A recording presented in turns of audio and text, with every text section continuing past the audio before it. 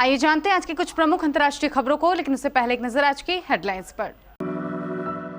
राजस्थान में बीजेपी फिर खिलाएगी कमल, Congress clean sweep. Kamalnath plan पर काम कर सकती है ममता बनर्जी, हो सकता है पूरे मंत्रिमंडल का इस्तीफा। वक्त बताएगा, ममता बनर्जी के एक्शन पर पहली बार बोले पार्थ चैटर्जी। महाराष्ट्र में फाइनल हो गया शिंदे कैबिनेट का स्ट्रक्चर, 65-35 के फॉर्मूले पर बनाए जा सकते हैं मंत्री।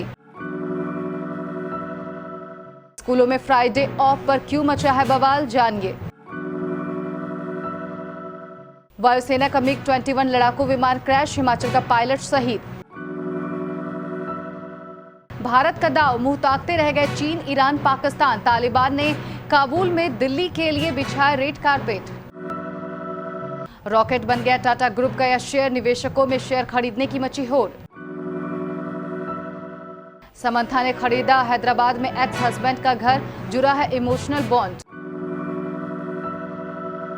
कॉमनवेल्थ गेम की ओपनिंग सेरेमनी में दिखा महादानव, दर्शक रह गए हैरान।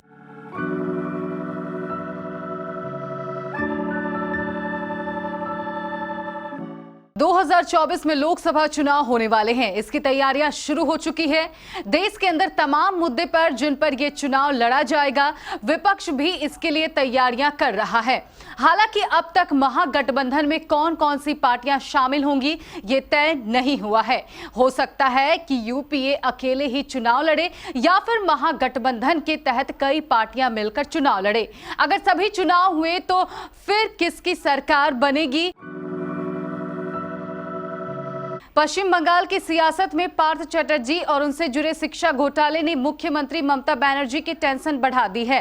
अब तक पार्थ को मंत्री पद से हटा दिया गया है, अर्पिता से ही भी दूरी बनाने की कोशिश जारी है। लेकिन फिर भी जिस तेजी से ईडी कार्रवाई कर रही है, टीएमसी से जुड़े कई दूसरे नेताओं पर भी आंच आने की संभावना है। ऐसे में सवाल ये उठता है कि ममता बनर्जी अब क्या करेगी, उनका अगला कदम क्या होने वाला है। जानकार मानते हैं कि ममता बनर्जी कामराज प्लान के तहत अपने पूरे मंत्रिमंडल का इस्तीफा ले सकती है। अभी तक इसकी कोई पुष्टि नहीं हुई है, लेकिन राजनीतिक गलियारों में चर्चा तेज है।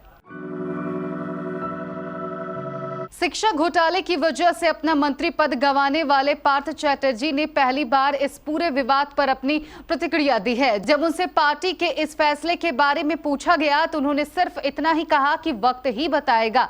यहाँ ये जानना जरूरी हो जाता है कि पार्थ चैटर्जी की करीबी माने जाने वाली अर्पिता मुखर्जी के घर पर लगातार नोटों का अंबार मिल रहा है। अभी तक अर्पिता के 4 घरों पर ईडी की रेड हो चुकी है। 50 करोड़ के करीब कैश मिला है और कई किलो सोना भी बरामद किया गया है।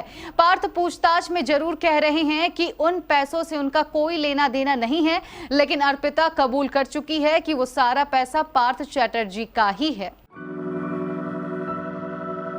महाराष्ट्र में मुख्यमंत्री एकनाथ शिंदे की सरकार शपथ ले चुकी है, लेकिन अभी तक मंत्रालयों का बंटवारा नहीं हुआ है। शिवसेना से बगावत कर चुके शिंदे ने बीजेपी के सहयोग से नई सरकार बना ली है और पूर्व मुख्यमंत्री देवेंद्र फडणवीस को उप मुख्यमंत्री बनाया गया है। ऐसे में देखना है कि खाली पड़े 40 मंत्री पदों से किसके हाथ कितने मंत्रालय आते हैं। महाराष्ट्र सरकार में कुल 42 मंत्रिमंडल बनाए जा सकते हैं। इसमें मुख्यमंत्री और उप मुख्यमंत्री का पद शामिल है। अब एकनाथ शिंदे जहां मुख्यमंत्री बन चुके हैं, तो वहीं उप मुख्यमंत्री पद पर देवेंद्र फडणवीस है। यानी महाराष्ट्र सरकार में अभी 40 मंत्री पद खाली हैं।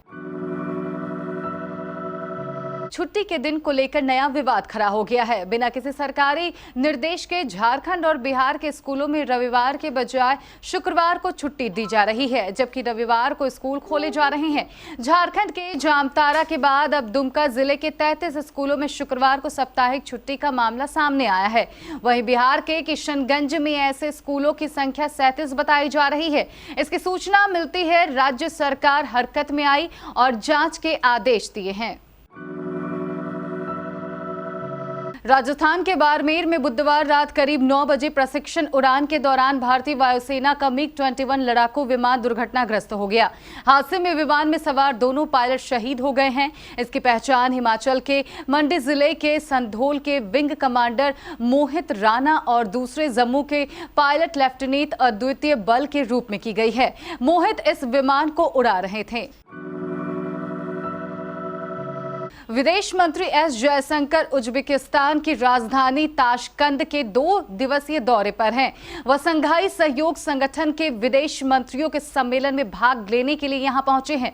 खबरों के मुताबिक यहां उनकी मुलाकात अफगानिस्तान के कार्यवाहक विदेश मंत्री आमिर खान मुत्ताकी से हो सकती है। दोनों के बीच एससीओ की बैठक से इतर द्विपक्षीय बैठक की भी संभावना जताई जा रही है। हालांकि इसकी अभी आधिकारिक पुष्टि नहीं हुई है।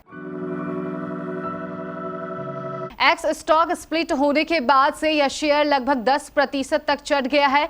आज शुरुआती कारोबार में यह शेयर 5% तक भाग गया। टाटा स्टील के शेयर शुरुआती कारोबार में 108.30 रुपए पर पहुंच गए। कंपनी के शेयर अपने 52 वीक लो से 31% ऊपर है। बता दें कि टाटा स्टील का शेयर 23 जून 2022 को अपने 52 वीक लो 82.71 रुपए पर पहुंच गया है। समंथा रूथ प्रभु और नागा चैतन्य की जोड़ी उस समय सबकी नजरों में आ गई थी जब दोनों ने अलग होने का फैसला लिया था। दोनों ने सोशल मीडिया के जरिए अलग होने का ऐलान करके फैंस को चौंका दिया था। तलाक के बाद से ही दोनों किसी न किसी बात को लेकर सुर्खियों में आते ही रहते हैं। हाल ही में खबर आई है कि समंथा ने वो घर खरीदा है जिसमें वो नागा के साथ शादी के बाद रहा करती थी। समंथा ने हैदराबाद में जो घर खरीदा है वो एक्ट्रेस के लिए कई मायनों में खास है। जिस घर में समंथा अपने एक्स हस्बैंड नागा चैतन्य के साथ रहती थी, उसके मालिक ने हाल ही में खुलासा किया है कि कपल के अलग होने के बाद घर बेच दिया था, लेकिन एक्ट्रेस ने मालिक से बात की और वो घर खुद खरीद लिया। वह फिलहाल अपनी मां के साथ उनके घर में रहती है। इंग्लैंड के बर्मिंघम में गुरुवार को कॉमनवेल्थ गेम 2022 का आगाज हुआ। शानदार ओपनिंग सेरेमनी में अलग अलग देशों के खिलाड़ियों ने अपना जलवा बिखेरा। भारत का भी प्रतिनिधिमंडल इसमें शामिल हुआ, लेकिन इस सेरेमनी में एक चीज ऐसी दिखी जिसने हर किसी को हैरान कर दिया और सोशल मीडिया पर यह तस्वीरें वायरल हो गई।